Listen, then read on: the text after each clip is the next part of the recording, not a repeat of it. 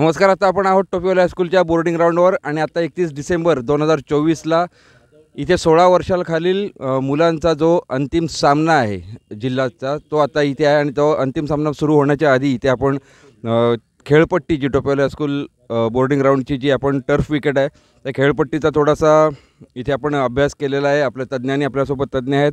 मालवण तालुका हौशी क्रिकेट असोसिएशनचे अध्यक्ष रिजवान, नंतर शिरगावचे श्री माळोदे, तर तसेच आपल्या मालवण तालुका हौशी क्रिकेट असोसिएशनचे सचिव राजू आचरेकर हे सुद्धा आहेत.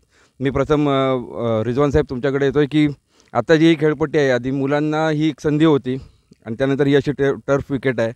आज या टर्फ विकेटची तुम्हाला काय वाटतं की काय बाबा या बाबाचा अंदाज काय आहे? गोलंदाजीसाठी उपयुक्त विकेट आहे. ओलसरपणा आहे आणि स्विंग होण्याचं भरपूर चान्सेस आहेत. म्हणजे बॅटिंग करणं भरपूर कठीण आहे. माळोदे साहेब, आता आपण शिरगावला पण तुम्ही वेगळ्या आता फॅसिलिटीज होत आहेत सुधीर साटम यांच्या माध्यमातून, तुमच्या माध्यमातून किंवा आणखीन जे सहकार्य करतायत, तर तिथे साधारणतः मॅटिंगवर आणि इथे टर्फ विकेटवर खेळताना काय फरक जाणवतो आहे मुलांना? मॅटवर थोडा बॉल स्लो येतो आणि यावर बॉल फास्ट येणार जरा. टर्फ विकेट फास्ट आपल्यासोबत राजू आचरेकर आहेत.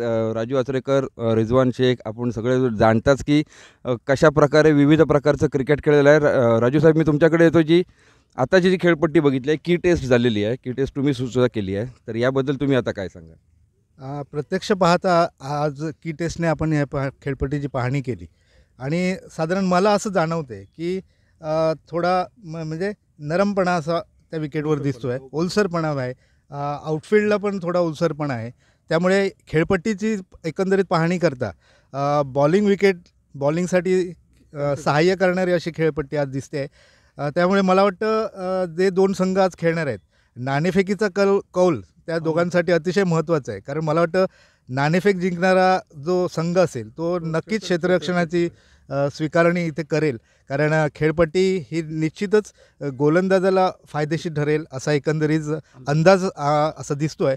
परंतु प्रत्यक्ष पाहणी आणि आपण म्हणतो की प्रत्यक्ष पाहणी आणि आता साधारण 9चा टाईम झालेला आहे. अर्धा तासानंतर जेव्हा मॅच सुरू होईल तेव्हा कदाचित थोडा उलसरपणा खेळपट्टीवर कमी होईल आणि त्यानंतर दुपारच्या सत्रानंतर, उन्हानंतर मला वाटतं ही खेळपट्टी फलंदाजाला देखील चांगलं सहकार्य करेल. त्यामुळे निश्चितच रंगतदार असा सामना होईल अशी अपेक्षा. दोन्ही टीम चांगल्या आहेत. आता मी त्या संदर्भातच येतो आहे. आपण थोडेसे येऊया की सर्वांच्या आता प्रातिनिधिक मी पुन्हा प्रश्न विचारतो की आता तुम्ही स्पर्धा संपूर्ण पाहिली, आयोजन तुमचंच होतं, जिल्हा क्रिकेट असोसिएशनचं आपण जे आयोजित आणि आपलं सहकार्य होतं. आपल्या यावेळी जी आता ही मुलं आहेत तुम्ही बघितलीत यावर्षी 2024ला, तुम्हाला आता ह्या मुलांबद्दल किंवा यांच्या प्रगतीबद्दल, या इतक्या दिवसाच्या ही दीर्घ टुर्नामेंट होती, खूप काळ चाललेली आहे, चाललेली टुर्नामेंट आहे. कारण हे आयोजनसुद्धा तसं या सगळ्या शेड्यूलमधून, सगळ्यांच्याच व्यस्त शेड्यूलमधून करणं ही पण एक मोठी गोष्ट आहे. पण मुलांना बघताना यावेळी तुम्हाला काय जाणवलं? पहिला सामना तर मी बघितला, पहिले राऊंड बघितले नाही, तर त्यांना तेवढं शक्य होत नव्हतं मुलांना 40 ओव्हर खेळणे. परंतु मी नंतर ते दुसरे तिसरे राऊंड बघितले ना, तर टीम चांगली प्रगती केली त्या प्लेयराने आणि चांगले 40 ओव्हर 35 ओव्हर खेळून काढले आणि म्हणजे 200च्या नंतर पण 248 280 असे पण स्कोअर मारले आणि चांगले हे आता फायनलला आलेत ना, तर हे दोन टीम एवढे उपयुक्त आहेत आणि चांगले टीम आहेत.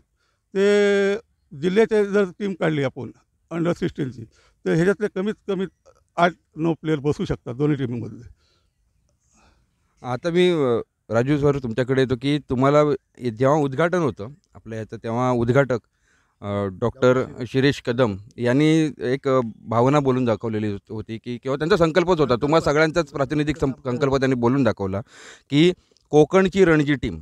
मग आता कोकणची रणजी टीम होण्यासाठी दीर्घकाळ मैदानावर, म्हणजे जो T20चा थोडासा आपल्याला असर बाजूला ठेवून, म्हणजे T20 काय वाईट आहे चांगला आहे असा प्रश्न नाही, पण जेव्हा रणजी टीमचा आपण विचार करतो आहे त्यावेळी ह्या संकल्पनेसाठी ही स्पर्धा आता किती उपयुक्त, किंवा या प्रकारच्या अशा स्पर्धा आणखीन तुमचा घेण्याचा मानस आहे का?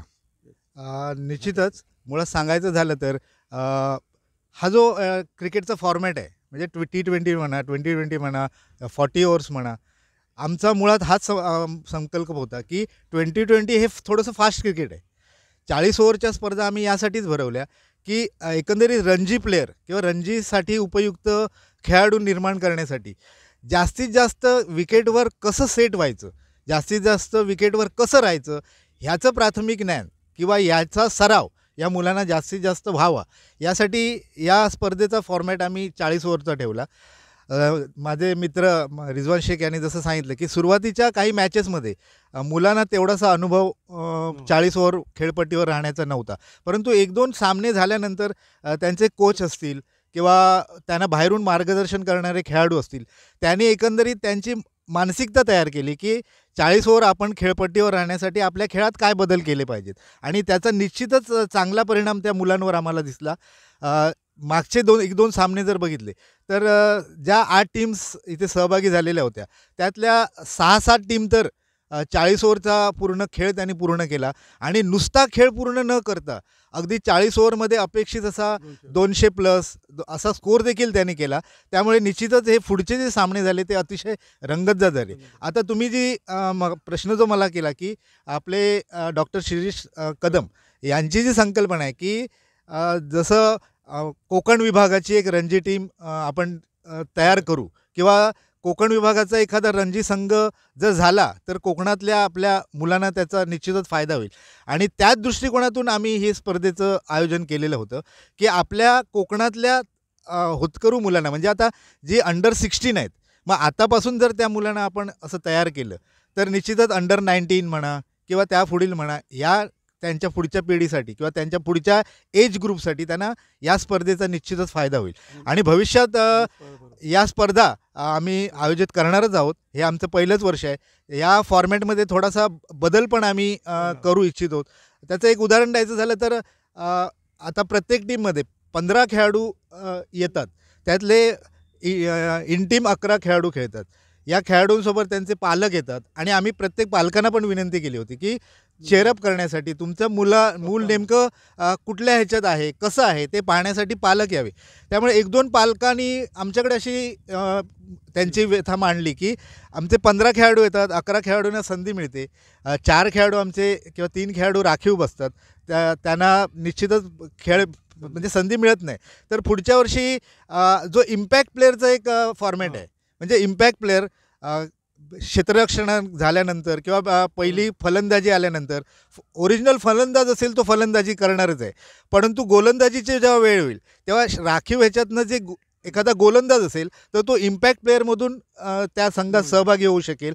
असे म्हणजे जेणेकरून आलेल्या प्रत्येक मुलाला इथे खेळण्याची संधी मिळेल, आपलं टॅलेंट इथे स्पर्धेत दाखवायची संधी मिळेल, आणि पालकांना पण एक मानसिक समाधान मिळेल की आपला मुलगा केवळ 15 न राहता त्याला देखील आपली संधी दाखवायची संधी मिळाली, म्हणजे आपलं कौशल्य दाखवायची संधी मिळाली. त्या दृष्टिकोनातून हा बदल एक करण्याचा आमचा मानस आहे. अशा तऱ्हेने ज्या ज्या सूचना या पहिल्या स्पर्धेच्या वेळी आम्हाला मिळाल्या आहेत, निश्चितच त्या आम्ही त्याचा फॉलोअप घेऊ आणि त्याप्रमाणे ही स्पर्धा भविष्यात आणखी चांगल्या पद्धतीने भरवण्याचा संकल्प करू. धन्यवाद.